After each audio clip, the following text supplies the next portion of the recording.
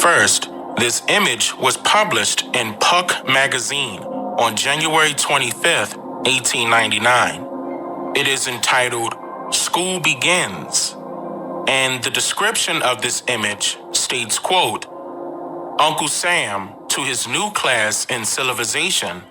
Now, children, you've got to learn these lessons whether you want to or not. But just take a look at the class ahead of you, and remember that in a little while, you will feel as glad to be here as they are." End quote. Looking at this picture for the first time, you can determine that it's based on a classroom setting.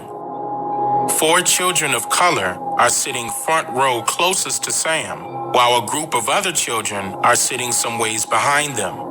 You see a child appearing to be cleaning the window on the left side of this picture, and 2 other children off to themselves on the right.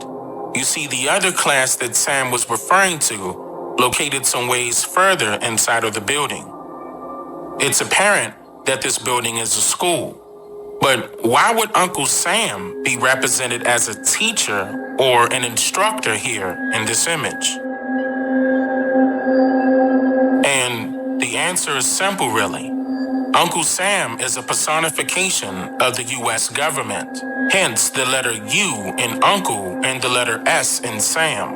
And it wasn't the teachers who created the curriculums they forcefully teach our children still.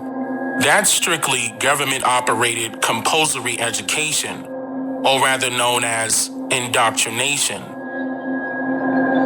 So, what was the government teaching these children?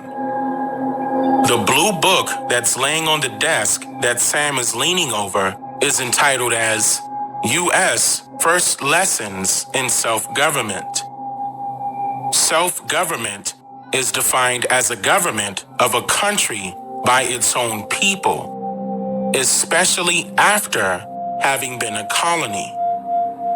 Some correlating synonyms are words like independence or sovereignty. But why would the U.S. government be teaching children in America how to become their own government, when that could eventually lead to a brand new government created by the children as adults? Would the government be teaching the children how to kick them out? Or would they be teaching the children how to continue colonization? What is also very important to note about this picture is how the children sitting front row do not have books in their hands.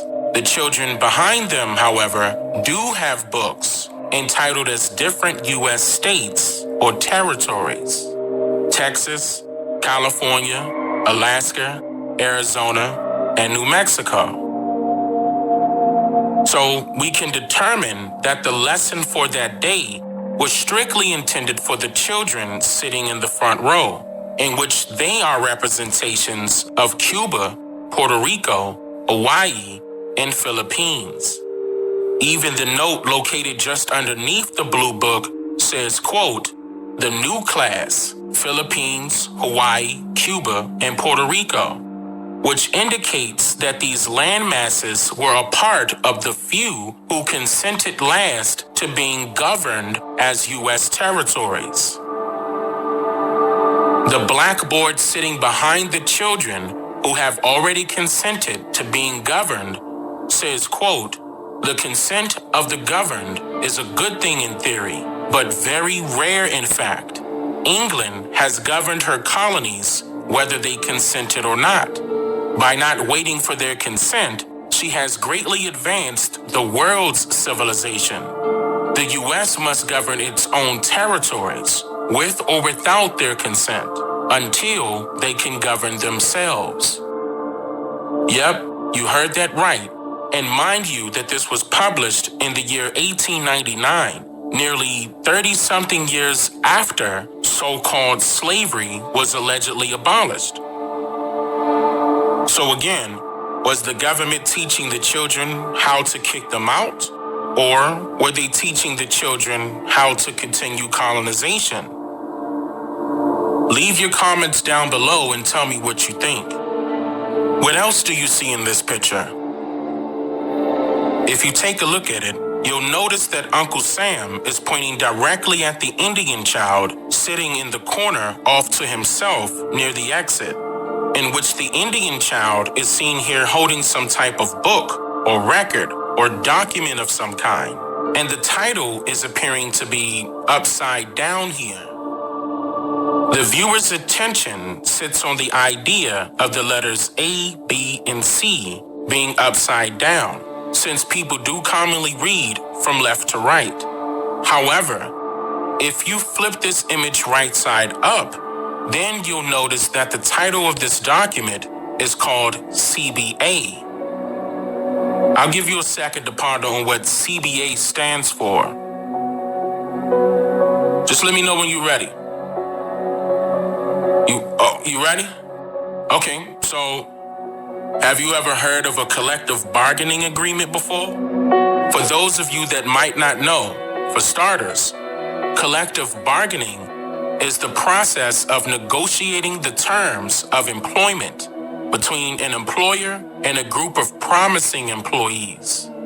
A collective bargaining agreement is a formally written, legally enforceable contract that could be valid up until any written specified time period between the owner or equivalent decision makers of an organization and its employees represented by an independent trade union. Sounding familiar at all to you yet?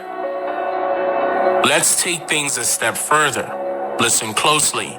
According to the 1828 Webster's English Language Dictionary, the noun bargain is defined as, quote, an agreement between parties concerning the sale of property, or a contract by which one party binds himself to transfer the right to some property for a consideration, and the other party binds himself to receive the property and pay the consideration, end quote.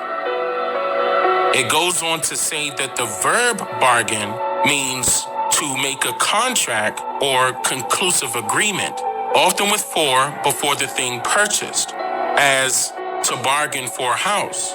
A bargained with B for his farm, end quote.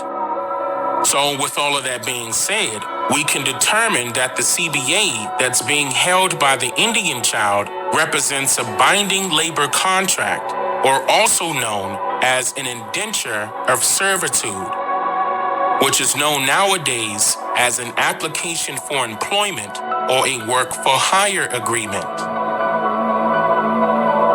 And what was this bargain, you ask? Well, who else was promised lots of things only once they have completed cultivating America from the ground up, like acres of land, for example, and they never received them?